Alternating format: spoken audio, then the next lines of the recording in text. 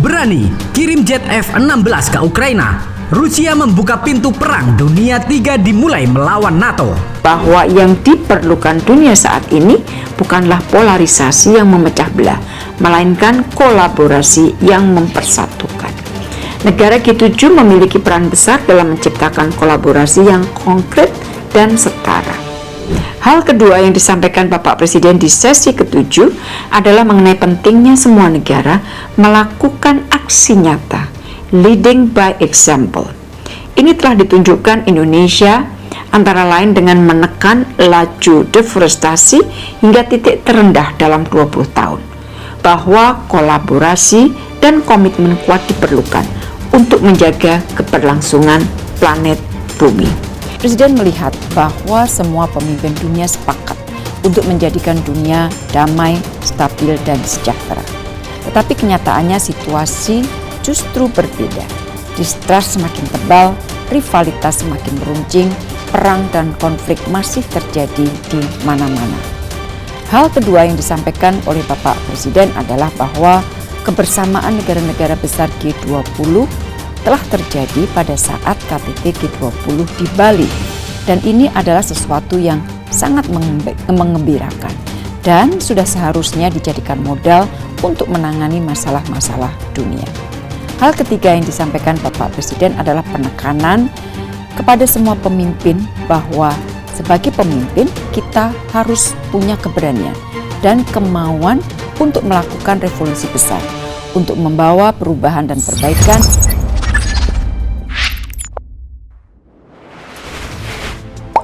Sahabat Bagi Media, di tengah perang geopolitik yang kian memanas, kita menemui sebuah permainan yang rumit dan berbahaya antara dua kekuatan besar, Rusia dan Ukraina. Dalam babak terbaru ini, pengiriman armada jet tempur F-16 ke Ukraina oleh sejumlah negara barat telah memasuki tahap yang menegangkan dan mengguncang dunia internasional.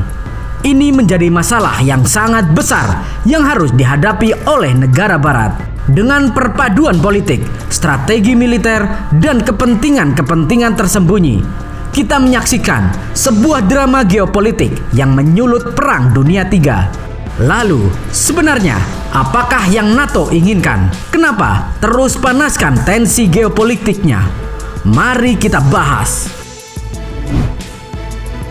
Dalam arena diplomatik, Duta Besar Rusia untuk Amerika Serikat, Anatoly Antonov, dengan nada sinis dan penuh ketegasan menyampaikan keraguan dan kekhawatirannya terhadap kemampuan Ukraina dalam mengoperasikan armada jet tempur F-16 yang baru saja diperolehnya. Ia meragukan infrastruktur dan personil Ukraina yang tak mampu memadai untuk mengendalikan jet-jet canggih tersebut.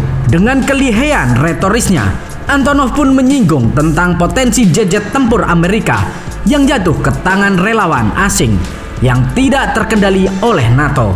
Pernyataan ini selain menjadi bahan ejekan terhadap upaya negara-negara barat yang mendukung Ukraina, juga menciptakan keraguan akan kemungkinan terjadinya aksi-aksi yang melampaui batasan dan bisa memperburuk situasi yang sudah tegang ini. Namun, upaya diplomasi dari pihak Ukraina tak lantas berhenti. Melalui suara Presiden Vladimir Zelensky, mereka berusaha menenangkan ketegangan dengan memberikan jaminan kepada Amerika Serikat yang dipimpin oleh Presiden Joe Biden bahwa jet-jet tempur F-16 yang mereka terima tak akan digunakan sebagai alat serangan terhadap Rusia. Hal ini bertujuan untuk memastikan bahwa jet-jet tersebut hanya akan digunakan sebagai sarana pertahanan semata dan untuk menjaga integritas wilayah yang tengah terancam oleh ancaman Rusia. Namun, dalam atmosfer yang mencekam ini, masih muncul pertanyaan yang menggelitik. Apakah Ukraina mampu menahan diri dan tidak tergoda untuk menggunakan kekuatan baru mereka secara ofensif? Sahabat Bagi Media, di balik layar, pernyataan Antonov juga mengungkapkan ketegangan yang terus meningkat akibat KTT G7 yang diadakan di Hiroshima, Jepang. Di acara tersebut, negara-negara anggota G7 menyuarakan solidaritas dan komitmen jangka panjang mereka terhadap Ukraina. yang tentu saja membuat Rusia merasa semakin terjepit. Rusia menuding bahwa Amerika Serikat telah berhasil mempengaruhi kebijakan anggota G7 terkait konflik di Ukraina, sebuah situasi yang menggambarkan betapa negara-negara barat secara terbuka berusaha memanipulasi dinamika konflik tersebut sesuai dengan kepentingan mereka. Dalam situasi yang menegangkan dan penuh ketidakpastian ini, langkah-langkah selanjutnya akan menjadi penentu bagi perjalanan konflik yang sedang berlangsung antara Rusia dan Ukraina. Sementara Ukraina memberikan jaminan bahwa mereka tidak akan menggunakan jet-jet tempur F-16 sebagai alat serangan, masih ada potensi eskalasi konflik yang dapat memicu respon keras dari Rusia. Sahabat Bagi Media, bagi Rusia, pengiriman jet-jet tempur F-16 ke Ukraina merupakan tindakan yang dianggap provokatif dan ancaman langsung terhadap kepentingan dan keamanan nasional mereka. Mereka melihat pergerakan ini sebagai sebagian dari upaya Barat untuk memperkuat Ukraina sebagai sekutu yang memiliki kemampuan militer yang lebih baik. Dalam konteks ini, Rusia tidak akan tinggal diam jika merasa terancam atau dihadapkan pada situasi yang mengancam kekuasaannya di wilayah tersebut. Balasan dari Rusia dapat berupa tindakan militer yang lebih agresif, baik secara langsung maupun melalui pendukung yang tidak resmi. Di sisi lain, negara-negara Barat yang mendukung Ukraina merasa bertanggung jawab untuk membantu Ukraina mempertahankan kedaulatannya dan melindungi integritas wilayahnya. Pengiriman jet-jet tempur F-16 adalah langkah konkret yang menunjukkan solidaritas mereka terhadap Ukraina. Namun, mereka juga perlu berhati-hati agar tidak memicu eskalasi konflik yang lebih luas. Oleh karena itu, mereka mungkin akan berupaya memastikan bahwa bantuan yang diberikan berfokus pada kemampuan pertahanan dan pelatihan, bukan untuk tujuan ofensif. Sahabat Bagi Media, dalam konteks geopolitik yang lebih luas, situasi ini juga dapat mempengaruhi dinamika hubungan antara Rusia dan negara-negara Barat, terutama NATO.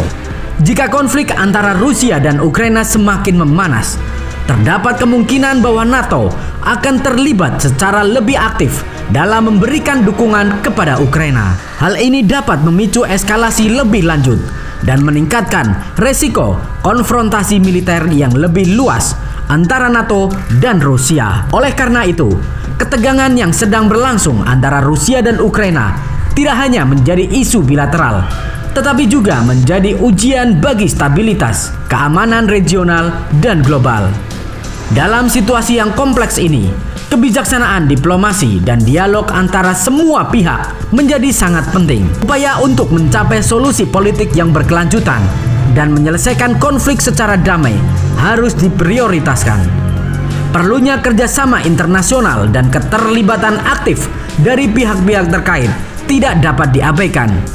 Kondisi keamanan dan stabilitas di kawasan Eropa Timur serta implikasi global dari konflik ini akan ditentukan oleh bagaimana para pemangku kepentingan mengelola situasi saat ini dan memilih jalur yang bijaksana untuk mencegah eskalasi lebih lanjut dan memulihkan kedamaian.